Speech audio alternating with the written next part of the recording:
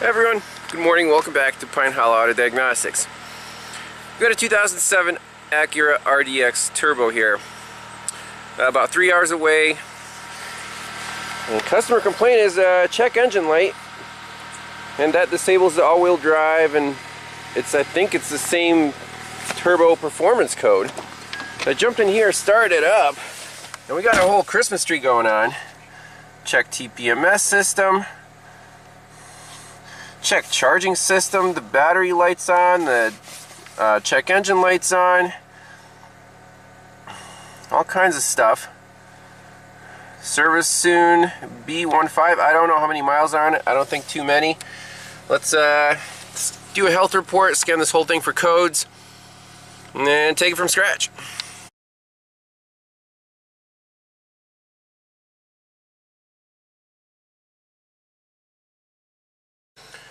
Well, I really don't know how many miles are in this thing because Acura is dumb and you can't display the mileage.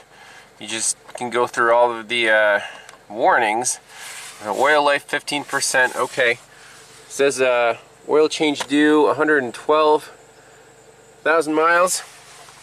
And the health report, yep, we got our 2263 turbocharger boost system performance code. ABS has a few codes, BCM. TPMS. So let's for starters, let's clear all these out. Should we clear all of them out? It's at 14.2 volts. I mean, why does it say it has a charging system problem? I don't know. I kind of want to start from scratch here. We could take a look at the freeze frame data before we clear anything out for the turbo code, but yeah, let's do the basic checks first. Check oil level, take it for a test drive, see what happens. Alright, let's do a visual inspection under the hood. First thing I noticed was this aftermarket positive battery cable, because all the Hondas just rot off the, positive terminal, and see the little green crusty stuff going on there. Okay. Brand new Bosch alternator. Okay, and let's check the engine oil level.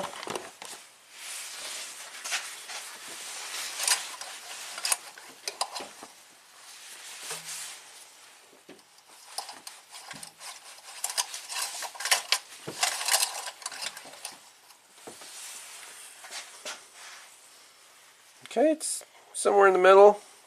Looks a little dark but not black, so that's okay for now.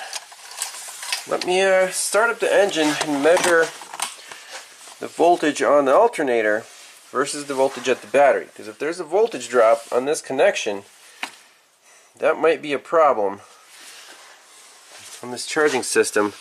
And again, Bosch alternator on a Honda, I don't know. I'll put a Denso on there. We didn't get a specific code, it just says charging system malfunction. Make sure the transmission level is good. Let's do some basic checks here. Alright, so I'm measuring the charging system voltage at the alternator, 14.1. And if we just move this lead to over here, 84 millivolts, so this is not a problem, even though it looks a little green and crusty. I really don't know why it's setting the charging system fault. So pumping up the tires got rid of the TPMS message.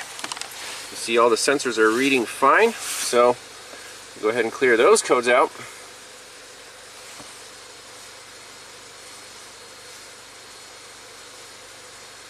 Okay, so that's happy.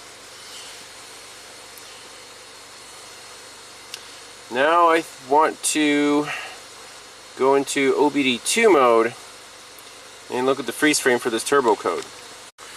So here is the freeze frame data for the 2263 trouble code. Let's go through the list. We got fuel trims, lambda, fuel ratio sensor, APP sensor, 27%. I don't know what 207 means. Baro sensor 2.8, baro sensor 14.5, battery is 14 volts. 194 4 degrees, so it's fully warmed up, 2300 RPM.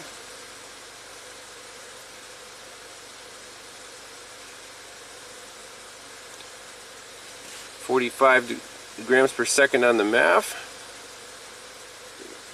I don't know if this is a MAF engine. Turbo boost pressure 0.21 psi. Throttle position sensor 29%. 65 miles per hour. So I guess this was during cruising on the highway. It didn't like the turbo pressure. And it was at atmosphere, 14.6 psi. So I don't know if it wanted more boost than this. That's when it set the code.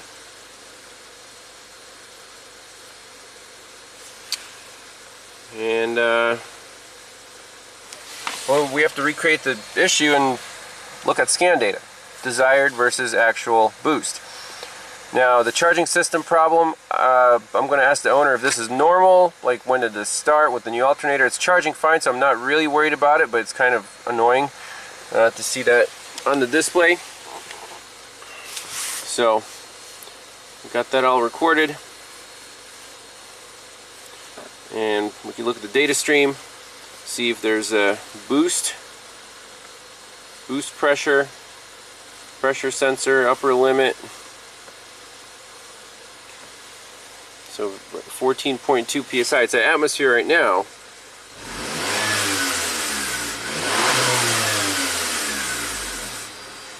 Hear a little buzzing.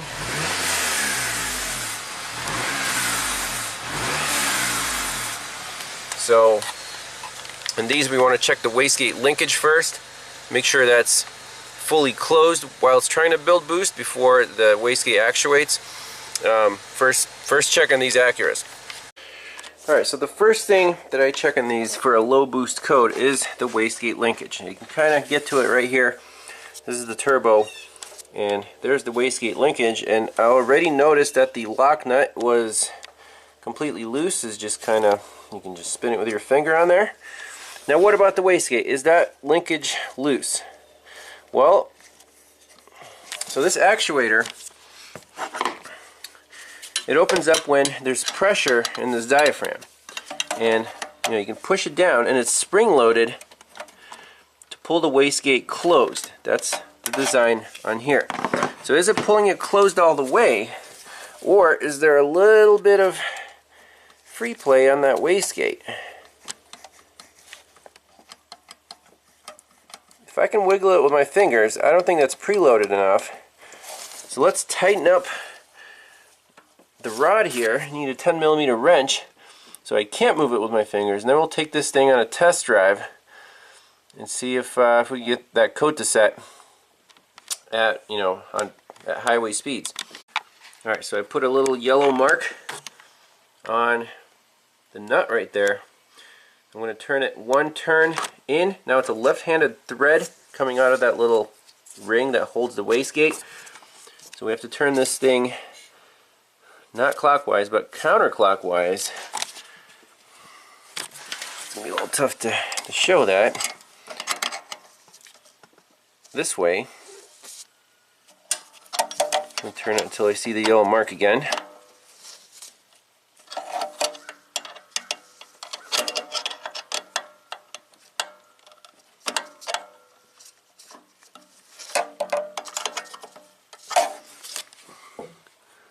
I think you can see it. Now I cannot move that wastegate with my fingers. So that's a good sign. Let's start it up, rev it up, see if the rattle is gone, take it for a test drive. Okay, so I want to test the pressure actuator for the wastegate for leaks, because I think on another RDX when we tested it, it was kind of blowing by the diaphragm there. That's not good. So I just have a hose connected to the pressure port up top right here, and we're going to apply you don't want to apply over like 15 psi or 1 atmosphere of boost on here by design. So I have just a pressure regulator dialed in on my hose with a rubber tip, so when I squeeze the nozzle here, we don't want over 15 psi. So that looks about right. Let's put that on the hose and see if the actuator works.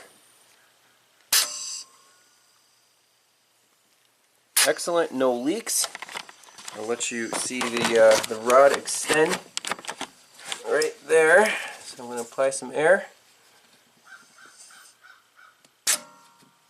See that rod slowly extending. No leaks. Okay, I'm happy with that. Let's take this thing on a test drive. So after adjusting the wastegate linkage, tightening it up, reset all the codes, and are looking at some live data. So let's fire it up. I also have some alternator data PIDs here. The command electric load value, so right now 12 amps.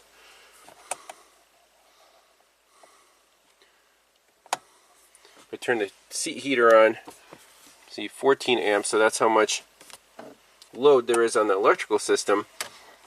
So let's fire it up.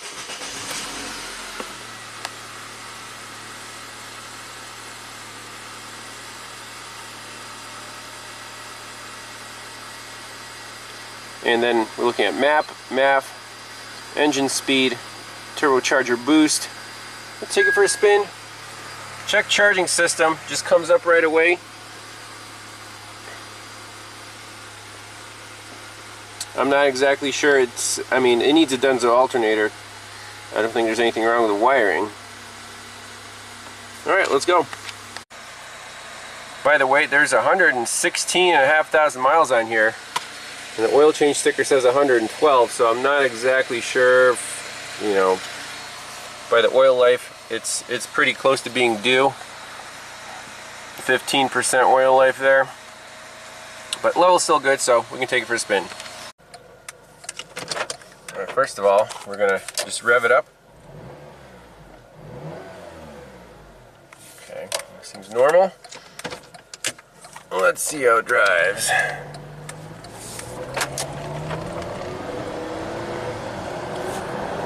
There's the boost gauge all the way up. Whoa, really shifted pretty hard there.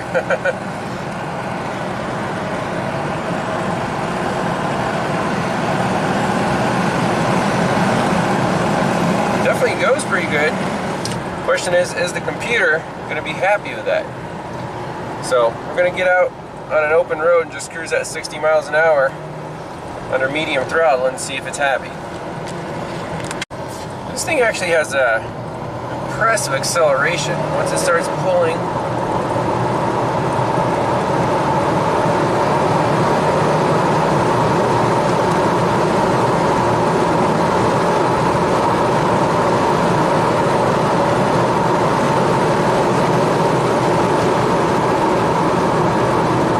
Like insane for a little crossover.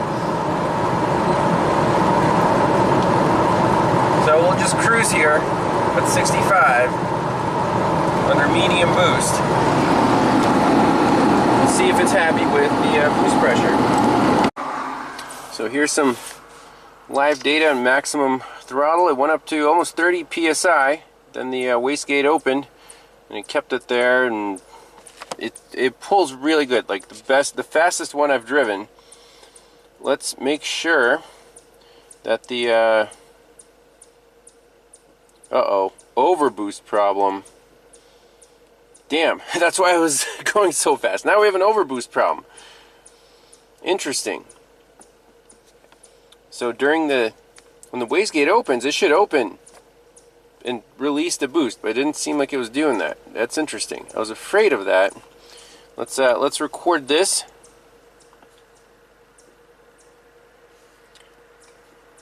And then just keep driving it, but we're definitely on the right track. We have to look up the wastegate adjustment procedure. I mean, I tightened it up one turn. That should be plenty. Like, you know, it's just a pressure actuator, so whenever the solenoid opens, it should open up the wastegate. Is it opening up the wastegate? Well, that's another question. We want to make sure that it is, because we don't want to blow up the engine, right?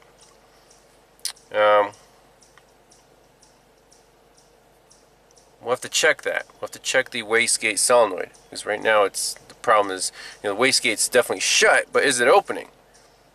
That's a question. So we'll be back to the shop and see if there's a good way to test the solenoid. So I think this car is pretty happy. I mean, we did drive it at the limit, and I think it was like 1 psi over boost, and it tripped a temporary code, but no check engine light at the moment after 2 trips. So we're gonna leave it at that, because these cars actually leave a bad taste in my mouth. The last one I test drove with a customer trying to recreate this boost problem. The engine started knocking, and then the customer couldn't even make it home. The engine blew up about half an hour from my shop, so I felt kind of bad about that. So these cars, to do a diagnosis, you got to drive them hard, but you don't want to blow them up. So it's kind of a, if it drives fine at 3/4% throttle, like if the owner wants to race it, that's on him, but I don't want to push my luck here. For this charging system problem, the battery light, I noticed, is correlated to this alternator L signal. So when you turn the key off, it's high. You turn the key on, it's low. And then you start it up, alternator L signal high. And no battery light. And as soon as the battery light comes on,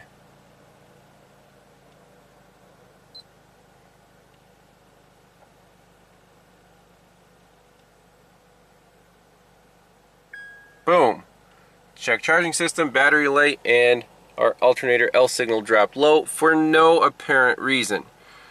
So that's on the alternator.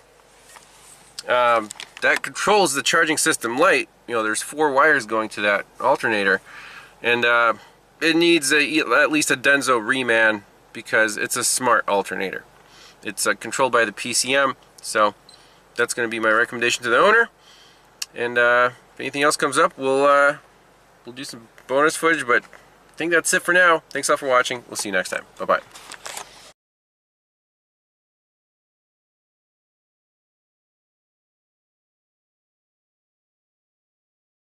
Alright, so a little bonus footage after one more drive cycle. No trouble codes. That overboost code did not come back, but I still want to check the wastegate control solenoid. The actuator's fine, but the actual solenoid, does it click? Does it let air through? Because we don't want to. It's like a safety for the engine, keeping the turbo boost down. So let's check that. So I'm going to try this wastegate control solenoid test. Solenoid activation. We'll just go on. There it is.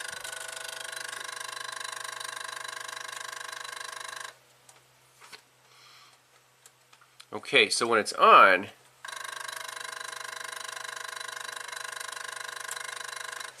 so basically by default, it's actually on. If that solenoid turns off, the wastegate will just go full open, you'll have no boost, so it's a fail-safe. If the solenoid goes bad,